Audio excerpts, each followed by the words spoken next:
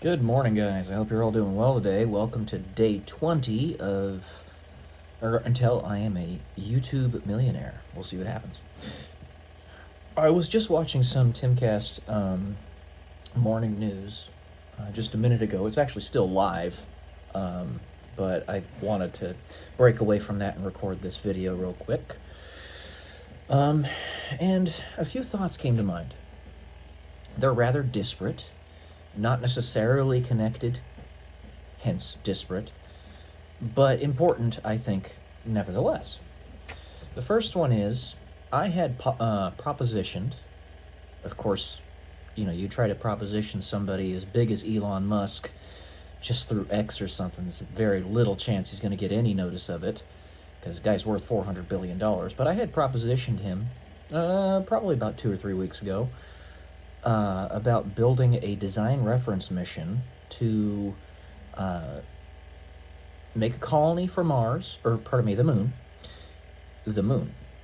not Mars, as well as simultaneously terraforming it. And I haven't gotten around to finishing that yet, but if you look at my scientific body of work, I have a lot of work written up there. Most of it is on figshare.com. A couple of my papers are on marssocietypapers.org. I do, in fact, write these scientific papers. I'm capable, and I eventually will get to finishing what I said I was going to do. I just didn't do it in the time frame that I said I was going to. But either way, it's actually not that complicated of a thing to do. His new starship, which is just the first iteration. I know he's going to make it even bigger and better in the future, and hopefully he gets in connection with Skylon, Skylon, Skylon space planes. I think it's Reaction Engines Ltd is the company that builds that. Hopefully they get in talks and he works with them about building the Skylon space plane in addition. But right now he's got his starship, and you just need to get something that works. That's it. Get it to work, and then we can talk about details later. That's what we want. And I 100,000% support that. It's a jackknife. You need to jackknife into the future. Somebody's got to do it. So here I am.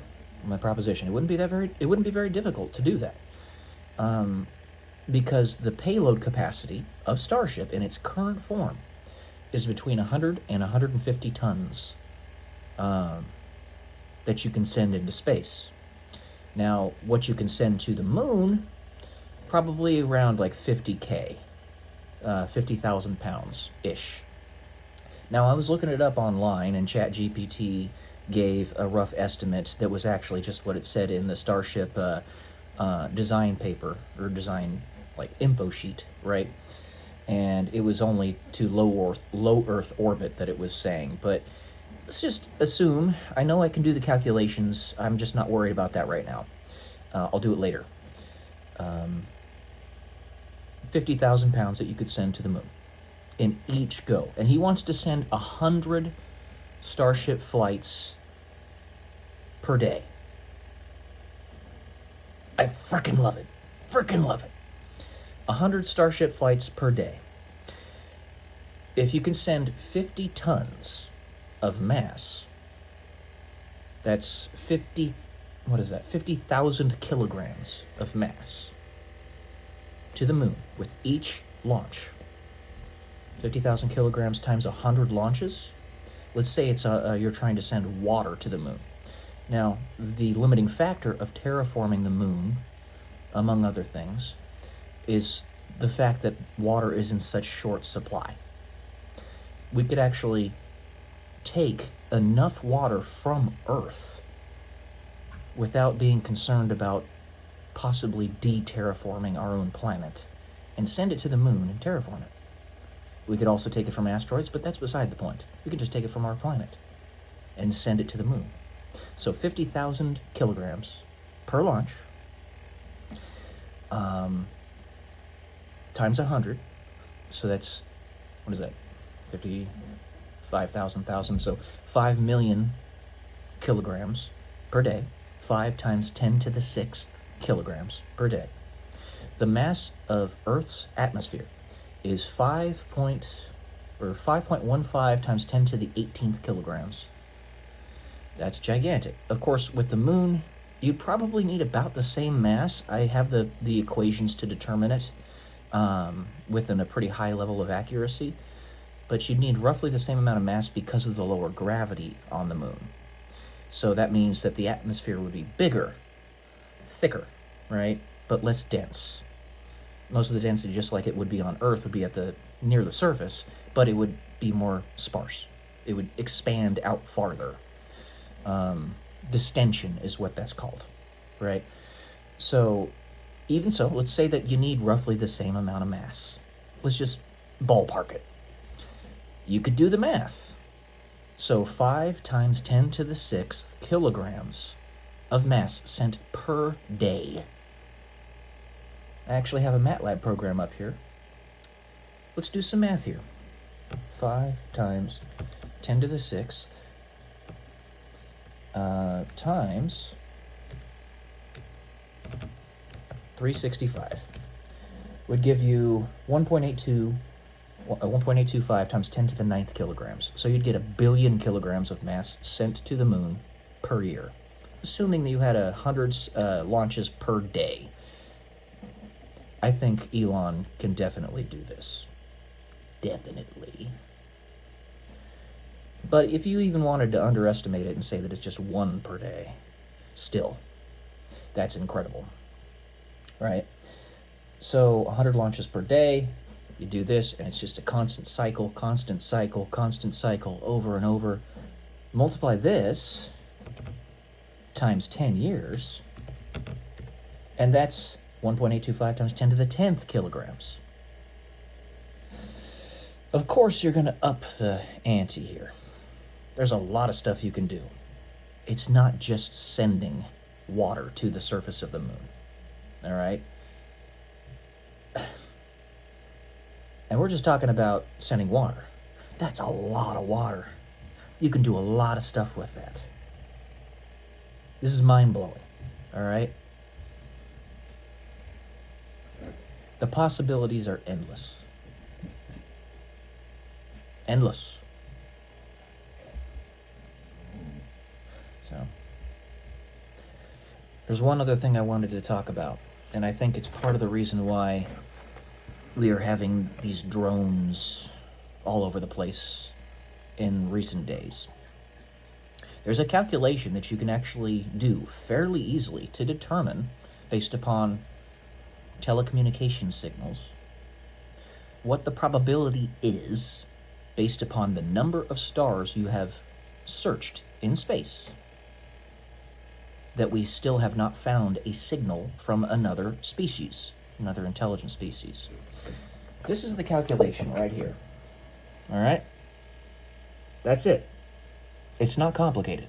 This is kind of a corollary or an addendum to the Drake equation. This equation is not complicated. All right? So let me explain it to you. What we're doing here is this portion is the probability of not discovering a signal looking at a single star. And that basically approaches 1. So, approaches unity. However, this is the probability of not having discovered a signal after n stars. We have currently searched 50 million stars through various means for signals. The probability right now that we still have not found a signal has just crossed the threshold of 50%. Just now. These last few days. If we still don't discover a signal, and this is perception based as well, because yeah, sure, we have AI technologies that have gone through and basically just shotgunned determining signals from different stars all over the place, but they don't really have a good filtering mechanism. So we have the data, but we haven't perceptually sifted through it ourselves. But we're at that 50% mark right now. If we still don't discover one in the very near future, it's going to start looking less and less likely like there's another species out there. It's going to really start making us think about this. So whoever's trying to screw with us right now is panicking. That's what it is.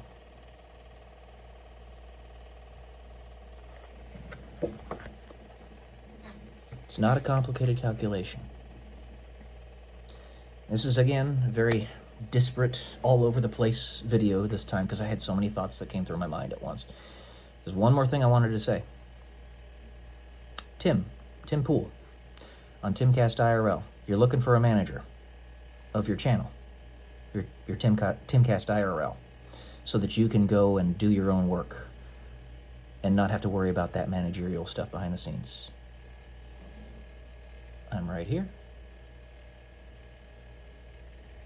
I don't have a job.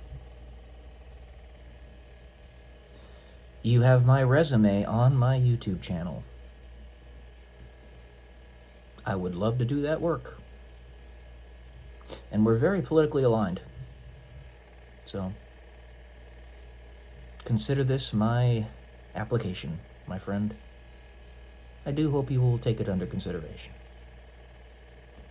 Love y'all. Peace.